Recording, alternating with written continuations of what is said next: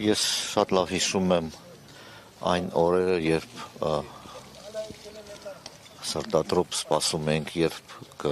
տեղի կունենա Շուշի ազատագրումը։ Շուշի ազատագրումը մեզ համար, արցախցիների համար, այդ պարագային եւ ամբողջ հայ ժողովրդի համար խորհրդանշում էր ոտքի կանգնելու, մեջքը ուղղելու հնարավորություն։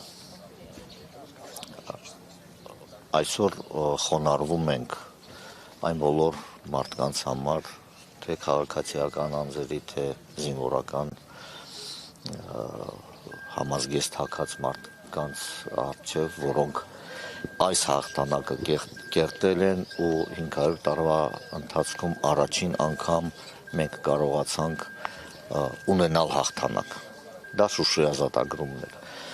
Հենց այդ է պատճառը, որ Շուշի ազատագրումը մեզ բոլորիս համար չանցնող մի հատ մեծ արժեք է, անկախ նրանից Շուշին այսօր մեր տիրապետության տակ է, թե ոչ, որովհետև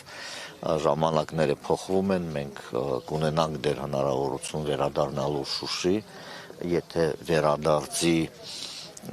վերադարձը չմնա միայն երազանք տեսիլ, այլ դառնա մեր յուրաքանչյուրիս նպատակը։ Ու այդ վերադարձը լինելու է։ Անդրադառնալով ձեր հարցի երկրորդ մասին, ուրեմն շատ կարևորում եմ, որ անընդհատ խոսվի ու ասվի այն ահռելի վնասների մասին, որոնք կրում է հայ ժողովուրդը Ադրբեջանի կողմից Արցախի օկուպացիայի հետևանքով։ Ադրբեջանական վարչախումբը ամեն օր, ամեն վայրկյան ոչնչացնում է հայկական ժառանգությունը։ Այսօր ամենամեծ թիրախում հայտնվել է Ստեփանակերտը, Արցախի մայրաքաղաքը, որը շատ արագ տեմպերով ոչնչացվում է նաև այն մշակութային ժառանգությունը, որը կար ու թողնվել էր Ստեփանակերտում։ Խոսքը մոնումենտալ արվեստի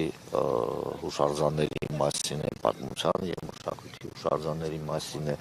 Ինչ վերաբերում է մայիսի 9-ի խորհրդին կապված հուշարձանների բնագավառի հետ, մենք բոլորս գիտենք, արդեն բազմաթիվ փաստեր հրապարակվել են այն մասին, որ զանգվածաբար ոչնչացվում են երկրորդ համաշխարհային պատերազմի հիշատակին կառուցված հուշահամալիրները, արձանները, որոնք ի դեպ եղել են Արցախի բոլոր գյուղերում։ Այս փաստերը բազմիցս հրապարակվում են ու սակայն չեն արժանանում թե միջազգային հանրության գնահատականի համապատասխան եւ թե ինչ որ խիստ զարմանալի է Ռուսաստանի Դաշնության համապատասխան գնահատականների։ Մենք ակնկալում ենք, որ միջազգային հանրությունը համապատասխան միջազգային կառույցները, այդ թվում նաև Հայաստանում գործող ICOMOS, Blue Shoals կազմակերպությունները իրենց դիրքորոշումները այդ հարցերի շուրջը պիտի արտահայտեն։ Նաև շատ կարևորվում է, որ Հայաստանի Հանրապետության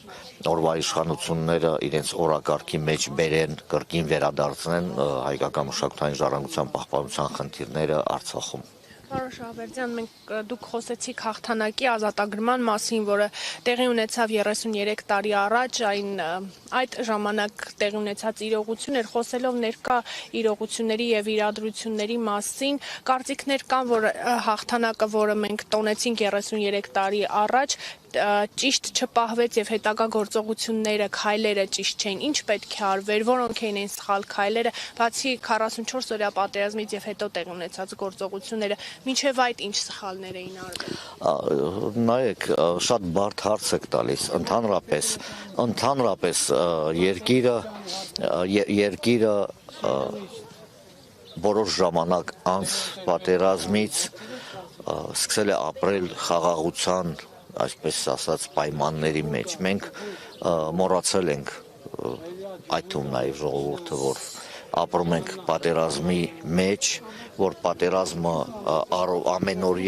ամենօրյա վտանգ է մեզ համար, որ պատերազմը մեր շեմին է։ Երևի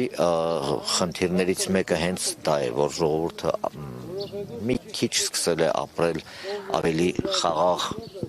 պայմաններին համահունչ ու մոռացել է, որ մենք ունենք էգզիստենցիալ թշնամի։ Պարոն Շահվերդյան, դուք որ նշեցիք, որ վերադարձին հավատում եք, ինչպիսի պայմաններ պետք է ստեղծվեն, ինչպիսի պայմաններում եք իրատեսական համարում, որ այդ վերադարձը կարող է տեղի ունենալ։ Նայեք, առաջին խնդիրը այն է, որ Հայաստանի Հանրապետությունը որպես հայ ժողովրդի հավաքական իրավունքների պաշտպան վերադառնա հայկական օրակարգին ու սկսի զբաղվել արցախցիների վերադարձի իրավունքների առաջ մղումով։ Դա առաջին պայմանն է բնականաբար։ Մյուս պայմանների մասին Արցախահայությունը իր տարբեր ներկայացուցիչների, տարբեր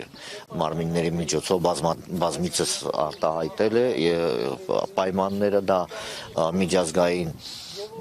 կառույցների հովանու ներքո ու միջազգային գարանտիաների ներքո վերադարձի իրավունքի ապահովումն է, վերադարձն է,